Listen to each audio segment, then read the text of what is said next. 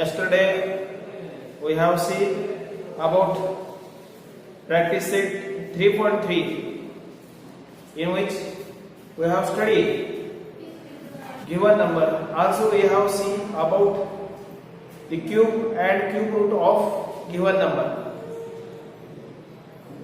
Today we have seen about altitude and medians of triangle. We know that altitude and medians are the component of triangle and having specific meaning. विद्यार्थी मित्रांनो, मागील तासाला आपण घन आणि घनमूळ याबद्दल आपण माहिती बघितली होती. या तासाला आपण जे काही त्रिकोण आहेत त्या त्रिकोणाच्या संदर्भातले काही घटक अभ्यासणार आहोत. ते म्हणजे शिरोलंब आणि मध्यगा. आता सुरुवातीला आपण शिरोलंबाबद्दल शिकूया.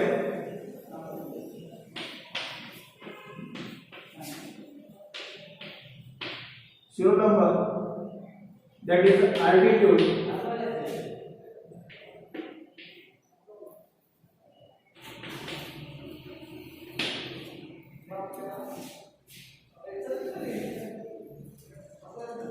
what is altitude? शिरोलंब म्हणजे नेमकं काय ते आपण शिकणार आहोत. Friends, we know that altitude is a element or component of triangle. But what is the altitude? नेमकं शिरोलंब म्हणजे नेमकं काय? तर या ठिकाणी आपण एक त्रिकोण विचारात घेतलेला आहे. त्रिकोण PQR. Triangle PQR is one of the triangle. We know that P, Q and R, these are the vertex of this triangle. These are the vertex of this triangle.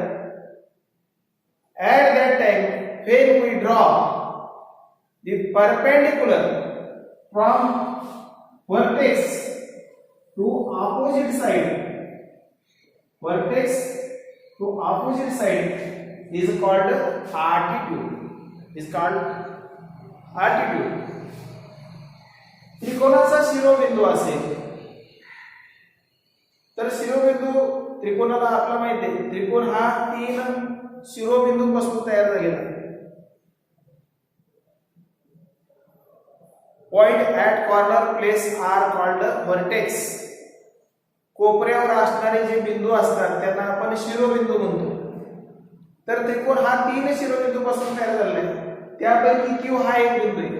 Q बिंदूतून, क्यू या शिरोबिंदूतून समोरच्या बाजूवर जर का आपण लंब काढला तर त्याला आपण शिरोलंब असं म्हणतो. मग आपण शिरोलंबाची व्याख्या करू शकतो. त्रिकोणाच्या शिरोबिंदूतून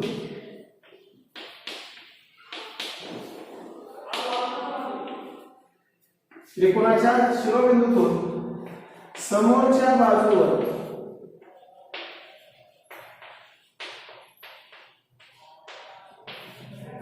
काढलेला लंब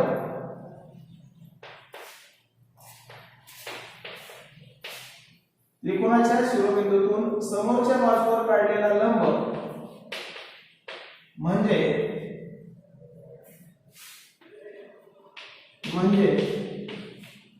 शिरोलंब होतो.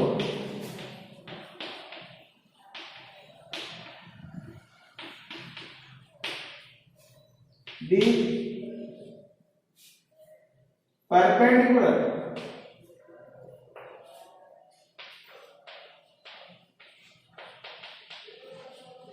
perpendicular drawn from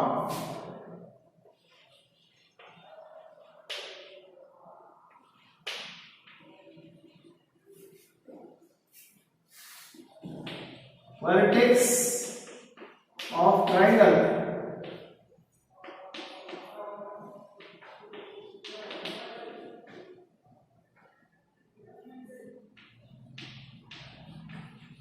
to the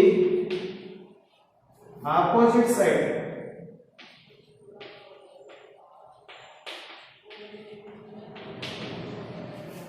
The perpendicular drawn from vertex of triangle to the opposite side are called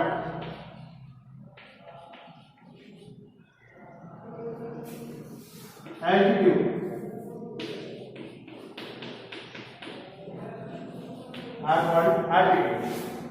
तर मित्रांनो, अशा प्रकारे त्रिकोणाच्या शिरोबिंदूतून समोरच्या बाजूवर काढलेला लंब म्हणजे शिरोलंब होय, हे आपण या ठिकाणी शिकलो. मग अर्थातच तुम्हाला लक्षात आलं असेल की एखादा जर त्रिकोण असेल तर त्या त्रिकोणाला आपण किती शिरोलंब काढू शकतो. How many altitude can be drawn in a one triangle? We know that only 3 altitude can be drawn in one triangle. तर अशा पद्धतीने एखाद्या त्रिकोणात आपण 3 शिरोलंब काढू शकतो. आता या ठिकाणी Q बिंदूतून किंवा Q या शिरोबिंदूतून आपण PR वर या ठिकाणी शिरोलंब काढलेला आहे. या पद्धतीने आपल्याला P बिंदूतून QR या बाजूवरती शिरोलंब काढता येतो. त्यानंतर आपल्याला अशा पद्धतीने R बिंदूतून आपल्याला PQ या बाजूवरती शिरोलंब काढता येतो. आता हे शिरोलंबाच्या बाबतीत तुम्हाला लक्षात आलं असेल. अशा प्रकारे आपण 3 शिरोलंब एका त्रिकोणामध्ये काढू शकतो. पण शिरोलंब नेमका काढायचा कसा, त्याची रचना कशी करायची हे आपण शिकणार आहोत. तत्पूर्वी तुम्ही जी काही शिरोलंबाची व्याख्या आहे ती definition are given on the blackboard for you. तर ही जी काही व्याख्या दिली आहे ही व्याख्या तुम्हाला वहीत लिहायची आहे. आता आपण पुढच्या भागाकडे वळतोय, तो म्हणजे शिरोलंब काढायचा कसा, त्याच्याबद्दल आपण माहिती बघूया.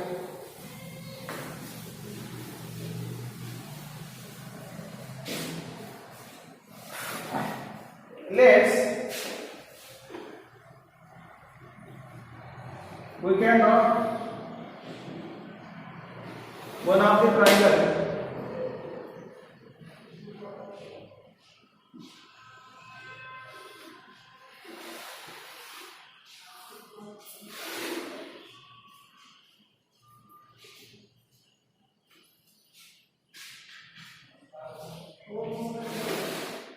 This is a triangle ABC. This is a triangle ABC. How can we draw the altitude? How can we draw the altitude? आपण शिरोलंब कसा काढायचा त्याबद्दल आपण आता माहिती बघूया. शिरोलंब काढत असताना आपल्याला या ठिकाणी कुठलाही एक शिरोबिंदू निवडायचा आहे. Choose one of the vertex in your triangle. Let's we have choose B vertex. At that time put the compass on vertex B and draw a arc on its opposite side. तर अशा प्रकारे काय करायचं, या ठिकाणी आपण कंस घ्यायचे. कुठं कंस घ्यायचे, या शिरोबिंदूच्या समोरच्या बाजूला आपण अशा प्रकारे कंस घेतले. आता या शिरोबिंदूतून तुम्ही पुढे कंपास ठेवून, म्हणजे इथं जे काही इंटरसेक्शन तुम्हाला मिळाले किंवा कंस आणि रेषा यांचा छेद मिळालेला आहे, यातून पुढे तुम्हाला अशा प्रकारे दुसरे कंस तुम्हाला घ्यायचे आहे. By taking these type of intersection of earth, we find out the another point that is the P. तर बघा आपण काय केलं, बी मधून कंपास ठेवलं कुठं बाजू AC वरती. ज्यावेळेला आपण अशा प्रकारे कंस मारले त्यावेळेला हे कंस मारत असताना आपण ह्या दोन्हीतलं अंतर कायम ठेवलं. तशाच प्रकारे हे कंस ज्या ठिकाणी AC ला छेदले त्या ठिकाणी आपण हे कंपास ठेवलं आणि पुन्हा दुसरे कंस घेतले. या कंसाचा छेद जो मिळाला त्याला आपण P नाव दिलं. आता आपण अशा पद्धतीनं हा P बिंदू आणि B बिंदू यांना जोडणारा रेषाखंड आपण काढणार आहोत. तो फक्त काढणार आहोत कुठपर्यंत, AC पर्यंत. तर या ठिकाणी आपण एक नाव देऊया M. तर BM हा काय झाला, BM हा B या शिरोबिंदूतून AC वर काढलेला शिरोलंब झाला. BM is a altitude drawn from vertex B to the side BC, AC, side AC. तर अशा प्रकारे आपण हा शिरोलंब या ठिकाणी काढू शकतो. Like this, we also draw another vertex on. We draw another altitude on the triangles. तर बघा आता या ठिकाणी आपण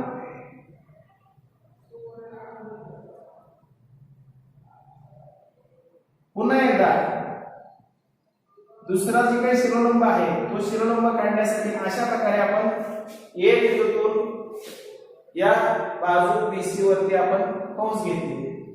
आता या कंसाच्या छेदातून आपण एक बिंदू मिळवू शकतो आणि हा बिंदू म्हणजे काय असेल तर BC ला लंब असणारा हा बिंदू या ठिकाणी आपण मिळवू शकतो. या दोन बिंदूंना म्हणजे A आणि या ठिकाणी समजा N असं आपण नाव दिलं. तर A पासून N वर तुमची जी काही स्केल आहे ती ठेवून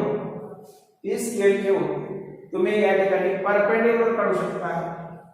आणि हा परपेंडिक्युलर म्हणजे काय आहे तर किंवा हा लंब म्हणजे काय आहे तर त्या त्रिकोणाचा शिरोलंब A या कोनातून BC वर काढलेला शिरोलंब आहे.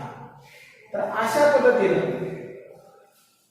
आपण कंपास मधल्या काटकोनाचा वापर करून by using the right angle in your compass also we draw the altitude of any triangle. तर कंपास मधल्या तुमच्या काटकोनाचा उपयोग करून सुद्धा तुम्हाला अशा प्रकारे हे जे काही शिरोलंब आहेत हे शिरोलंब तुम्हाला काढता येतात. मग आता हे झालं शिरोलंबाबद्दल. आता हे शिरोलंबाचे गुणधर्म काय हे आपण शिकूया. शिरोलंबाचे गुणधर्म काय हे आपण शिकूया. तर शिरोलंब म्हणजे व्याख्या आपल्याला माहिती आहे, त्रिकोणाच्या शिरोबिंदूतून समोरच्या बाजूवर टाकलेला लंब म्हणजे शिरोलंब. मग अशा प्रकारे त्रिकोणाला 3 शिरोलंब काढता येतात. आता या ठिकाणी आपण अशा प्रकारचे चिन्ह का केलेले तर या ठिकाणी तयार झालेला कोन हा 90 अंशाचा कोन आहे म्हणून अशा प्रकारचे चिन्ह आपण या ठिकाणी केले. The angle formed at this place NS is a right angle. So we put this type of sign in a triangle. तर अशा प्रकारे या ठिकाणी काटकोन झाले म्हणजे या ठिकाणी एन आणि एनसी यांच्यामुळे काटकोन तयार झालेला आहे आणि म्हणून आपण ह्या एएन ला किंवा बीएम ला आपण काय म्हणतो तर शिरोलंब असं म्हणतो। मग अशा प्रकारे शिरोलंब तयार झाले। शिरोलंब तयार झाल्यानंतर त्याच्या गुणधर्मांकडे आपल्याला जावं लागेल। What is the property of altitude? We know that we must draw 3 altitude in any triangle. आपल्याला माहिती आहे कुठं जरी आपण त्रिकोण काढला, कुठलाही त्रिकोण काढला तरी त्या त्रिकोणाला आपण 3 शिरोलंब काढू शकतो। त्रिकोणामध्ये आपण 3 शिरोलंब काढू शकतो। मग हे जे काही शिरोलंब आहेत, all these 3 altitudes intersect each other in a specific point। ह्या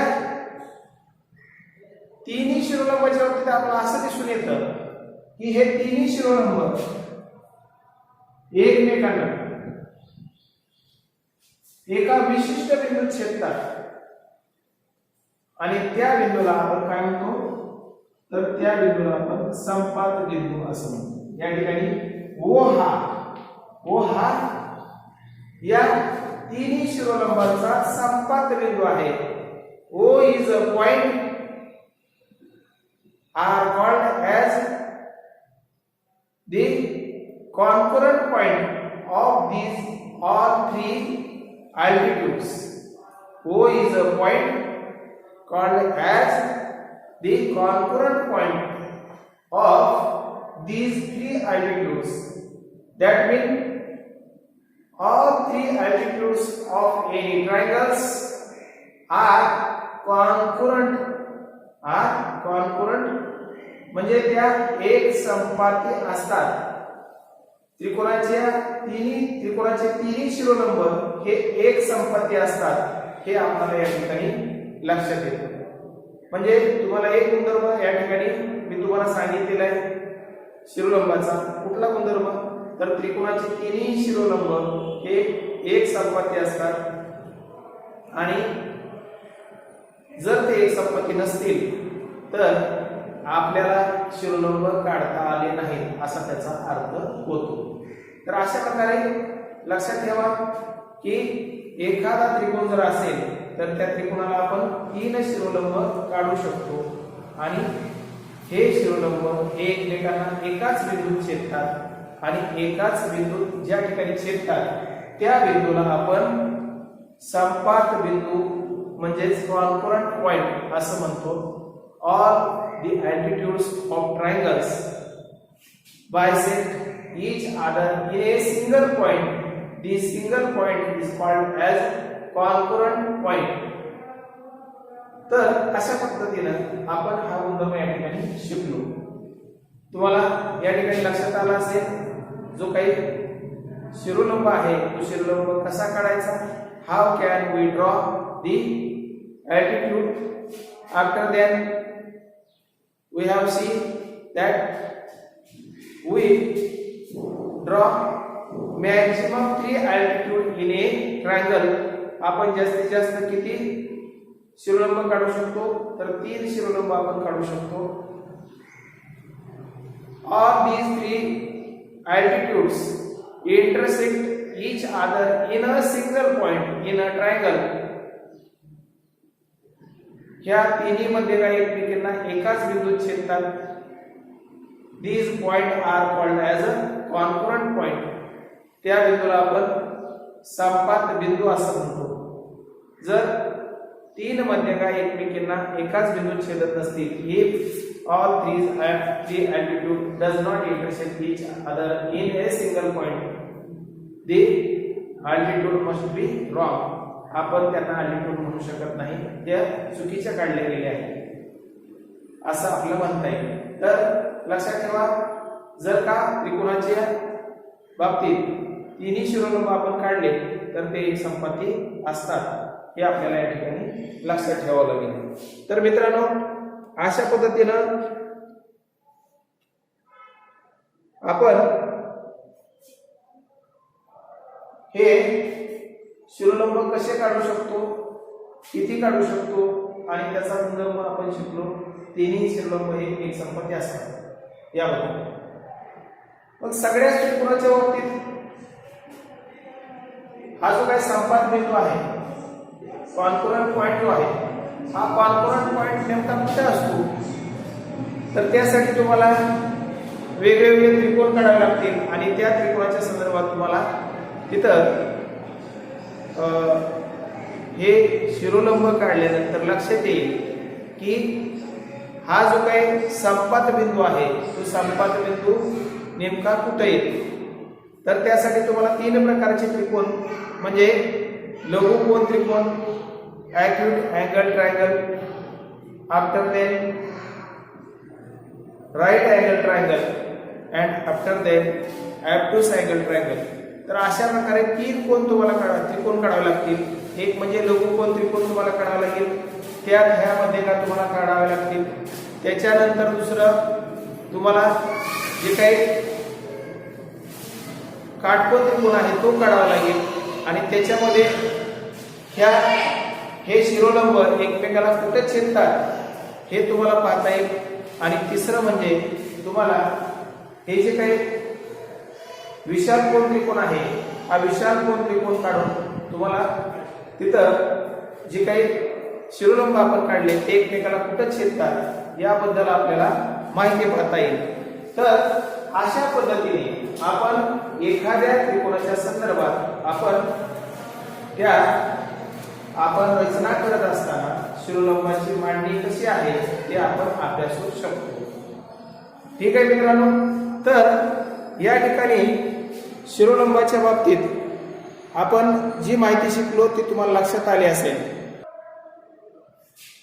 तर लक्षात ठेवा, लघुकोन त्रिकोण असेल अशा पद्धतीचा. If the triangle is acute angle triangle, at that time concurrent point is inside the triangle.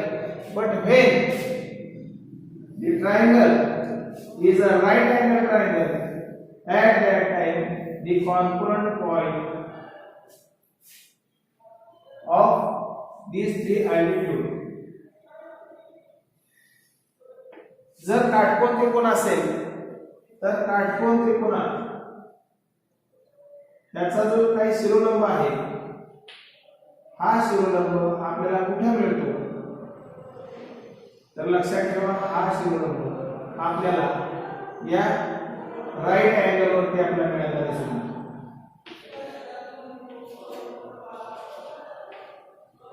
तर तुम्हाला या ठिकाणी राईट अँगल मध्ये राईट अँगलचा जो काही राईट अँगल व्हर्टेक्स आहे तिथंच आपला कॉन्करंट पॉइंट मिळतो.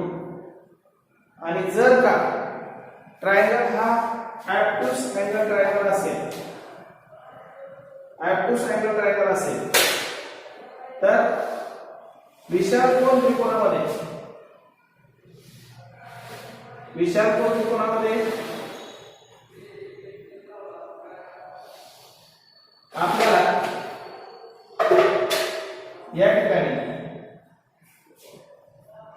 जो काय परपेंडिक्युलर अल्टिट्यूड आहे हा अल्टिट्यूड आपला ट्रायंगलच्या बाहेरच्या भागात या ठिकाणी आपला मिळालेला दिसून येतो. तर तुम्हाला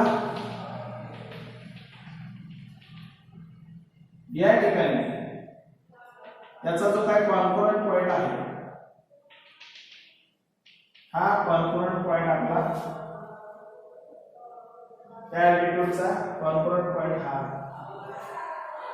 ट्रायंगलच्या बाह्य भागात मिळायला दिसून येतो.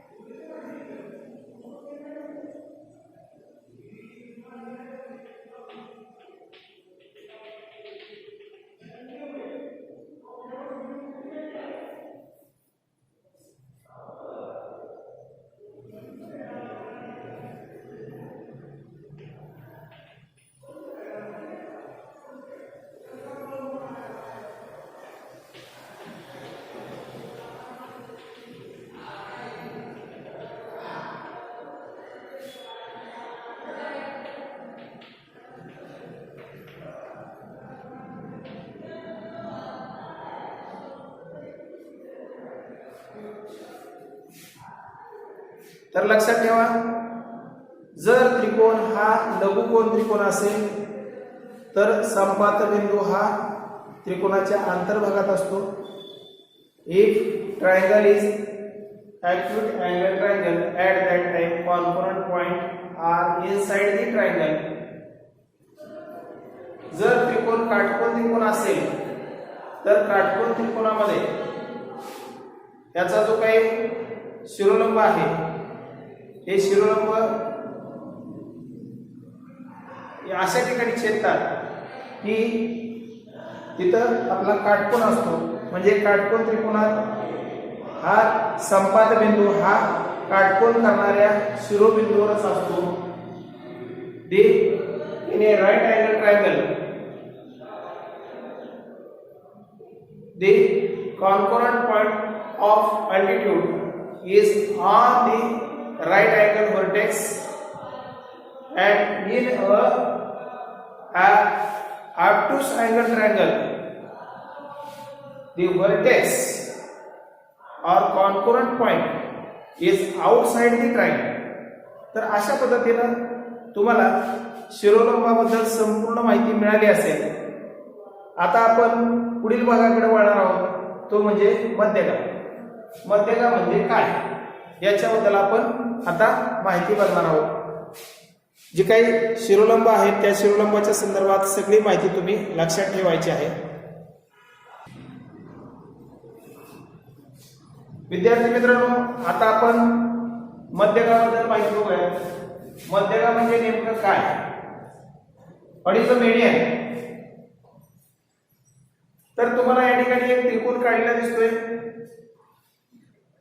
Here is one of the triangle drawn in which segment AD also seen, but this segment AD is a specific segment which divide BC into two equal part. This type of segment should be called as a median. या ठिकाणी त्रिकोण ABC तुम्हाला दिसतो. ह्या त्रिकोणामध्ये आणखीन एक रेषाखंड काढलेला दिसतो आणि तो म्हणजे एडी. हा एडी हा असा रेषाखंड आहे की एडी काय करतो, तर एडी हा बीसी चे दोन समान भाग करतो. एडी हा बीसी चे दोन समान भाग करतो. मग या ठिकाणी असं जर होत असेल, एखाद्या शिरोबिंदूतून काढलेल्या रेषाखंडामुळे समोरच्या बाजूचे दोन समान भाग होत असतील तर या ठिकाणी अशा रेषाखंडाला आपण मध्यगा असे म्हणतो. If the segment drawn from vertex on the opposite side is bisect the side, then the segment is called as median of that triangle. तर त्रिकोणाच्या शिरोबिंदूतून काढलेली रेषा समोरच्या बाजूचे दोन समान भाग करत असेल तर तिला आपण मध्यगा असं म्हणतो. तर मध्यगेची व्याख्या आपण बघूया. त्रिकोणाच्या शिरोबिंदूतून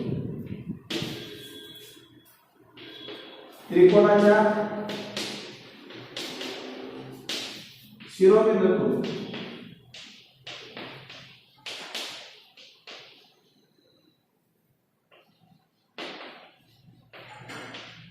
समोरच्या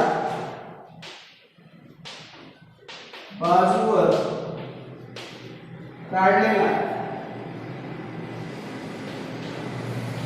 रेषाखंड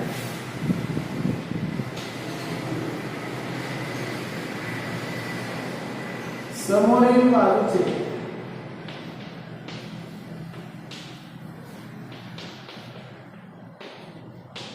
दोन समान भाग करत असेल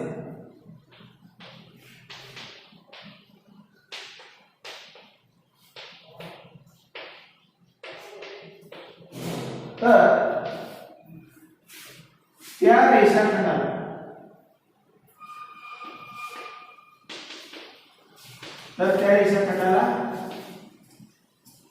मध्यगा असे म्हणतात.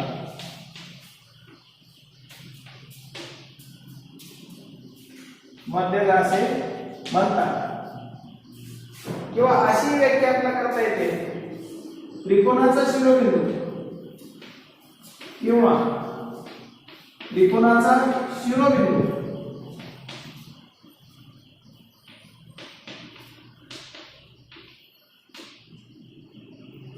व समोरच्या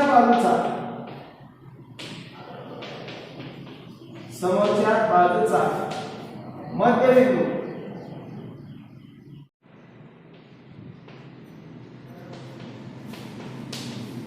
यांना जोडणारा रेषाखंड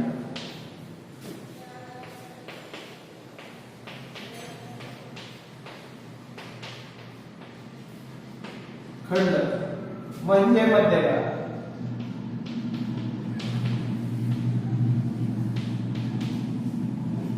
The segment which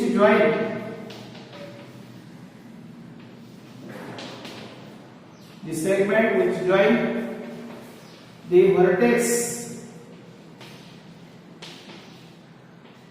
and midpoint of opposite sides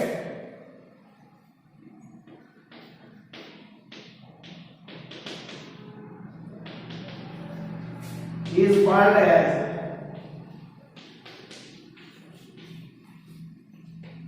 the median. तर अशा पद्धतीने आपण मध्यगेची व्याख्या करू शकतो किंवा मीडियनची डेफिनेशन आपण करू शकतो. तुम्हाला हा भाग लक्षात आला असेल. आता याच्या पुढे आपण मीडियन कशी ड्रॉ करायची, मध्यगा कशी काढायची याबद्दल आपण माहिती पाहणार आहोत. तुम्ही हा व्हिडिओ काळजीपूर्वक पाहून जी काही शिरोलंबाच्या संदर्भात माहिती दिली आहे, the information given about the altitude must keep in mind and see the property of altitude.